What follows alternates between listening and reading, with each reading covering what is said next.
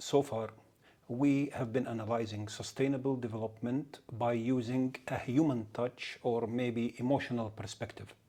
But as we know, unless we construct the theory and the application models to implement its principles, it will remain purely a high morality standard or inspirational dream. So, as you may assume, in the following videos, we will dive deeper in both theory and application of sustainable development. You may be hearing new names, getting to know the work of gifted experts, and sometimes even getting surprised to learn new facts about the topic. But first, let's establish the following facts that can be put together from the previous video, which is in the link that you can see on your screen. First, the center of the sustainable development is the human being. This means that discussions solely focused on environmental, economical, or other challenges without considering the end result of improving the quality of life are irrelevant.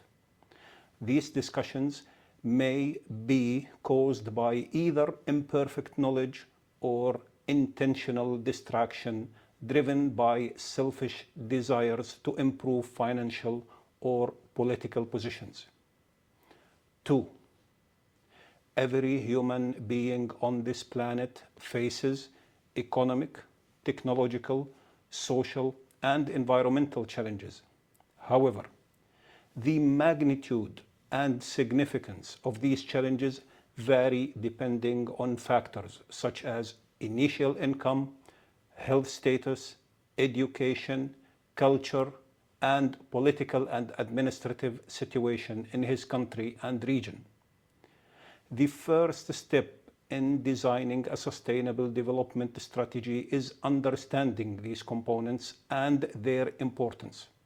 Failing to do so can lead to distracted picture and inadequate outcomes. Now, let's explore together how scientists and experts have approached the theoretical aspect of the sustainable development. The first document that can be truly seen as an action taken to create the theoretical and applied models of sustainable development is the World Bank report published in 1995. The report was a significant departure from the traditional methods of calculating the wealth of nations. It estimated the total wealth of over 100 countries as the sum of resources, produced assets, and natural resources. The analysis suggested that human resources return are the dominant form of wealth worldwide, while natural resources make up more than 10% of wealth in most developing regions. Particularly important is the fact that agricultural land constitutes more than 80% of natural resources wealth in low-income countries. In simple terms, while the structure of nations' wealth may vary, human resources consistently play the most significant role in value creation. Additionally, agriculture is the dominant sector of wealth in low-income countries, meaning that the key to prosperity lays in empowering human resources and developing the agriculture sector. And to achieve this, access to energy, technology, and healthcare is essential.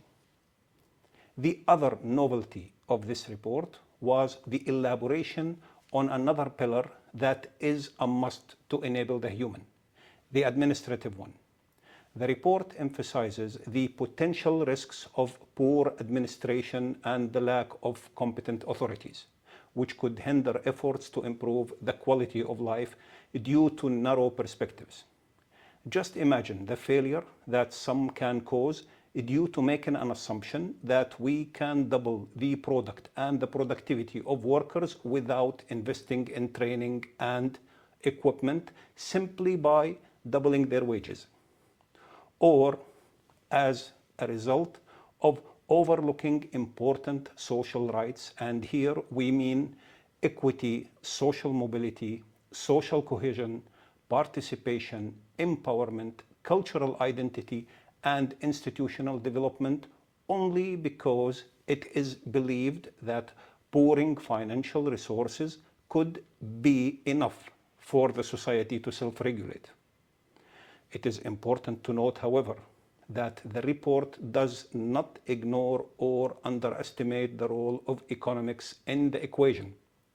As we will continue the discussion in this video, you will see that this group of experts from the World Bank had a different objective: to demonstrate how economics is integrated into the overall development under the new rules of engagement. Now, not only this group of exceptional specialists of the World Bank has proposed its own sustainable development model, but also has sparked a multitude of scientific publications centered on the same. In the following section of this video, I will discuss the three most renowned of them. Our hero today is Ismail Sirajuddin, a native of Egypt who served as the Vice President of the World Bank. During his time in this position, he led a team of specialists in proposing the concept of environmentally sustainable development, ESD. This team is known for their three-pillar model of sustainability, which recognizes the interconnectedness of environmental, economic, and social factors in achieving sustainable development.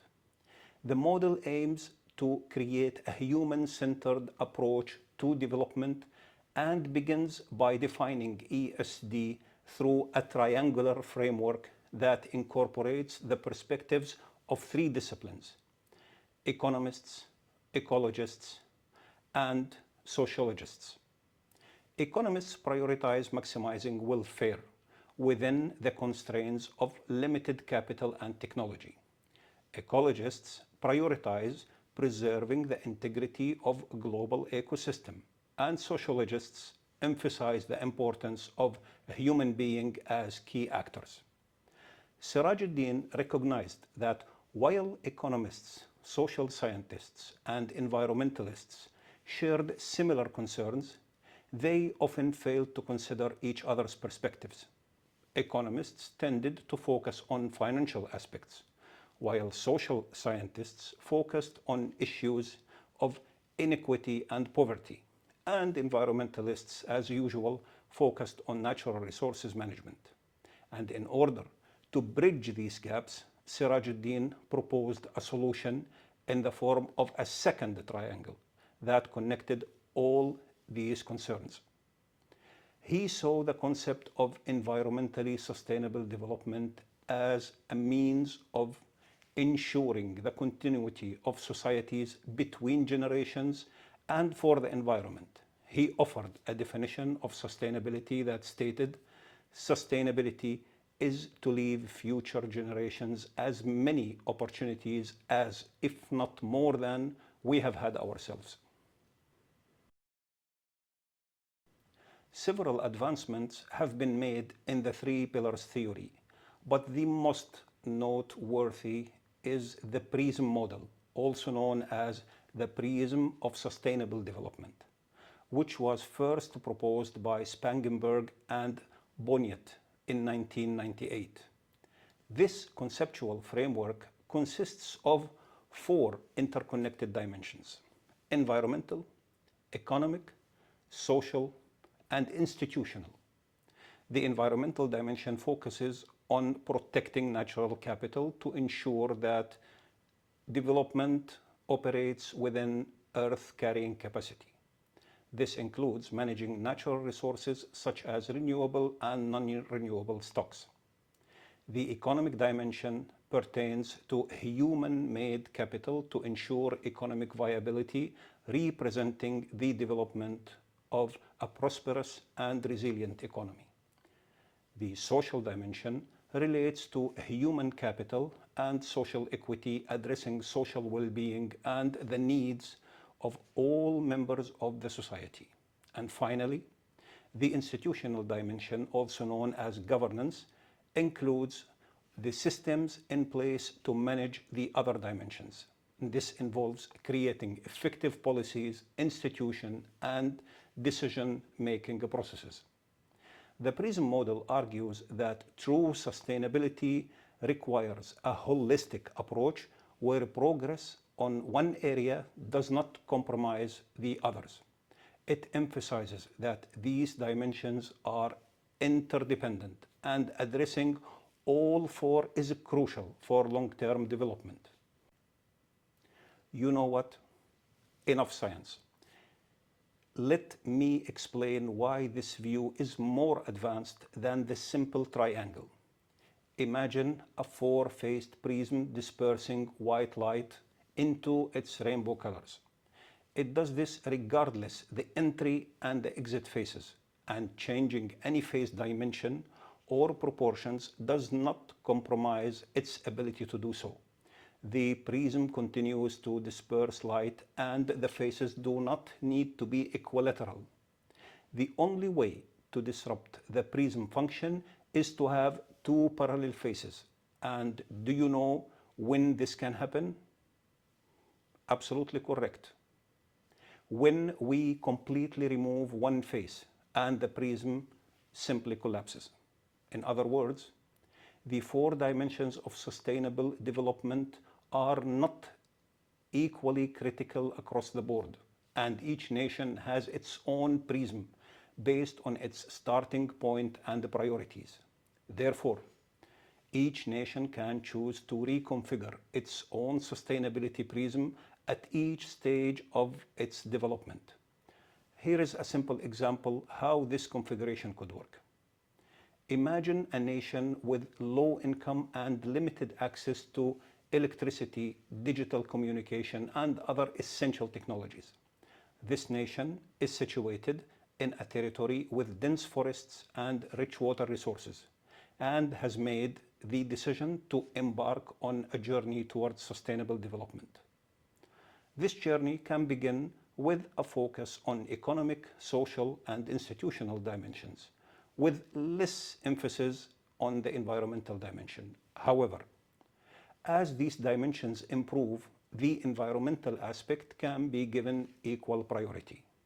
The key is to ensure that the light is dispersed, meaning that the quality of the life for the current generation is improved while also leaving equal opportunities and choices for the future generations. These four dimensions of the prism were quickly met with criticism. Can you imagine why? Take a look. What are your thoughts on the economic dimension? Where does it originate from? And can it truly be considered independent dimension? Many argue that it cannot, as it encompasses assets from other dimensions. In simpler terms, nature provides assets such as forests, agriculture, and water, which contribute to the economic dimension. Additionally, the labor force plays a significant role in this dimension. Therefore, while there are assets that contribute to the economic dimension, they are created with the active involvement of other two dimensions. This realization led to the development of a new prism, known as the Main Prism of Sustainability, proposed by Kane in 2001. And this prism introduced new terms to define the dimensions: mind, artifact, institution, and nature. And in my opinion, these terms make the goal of sustainable development clear. The economic dimension is now integrated into the other dimensions that create value.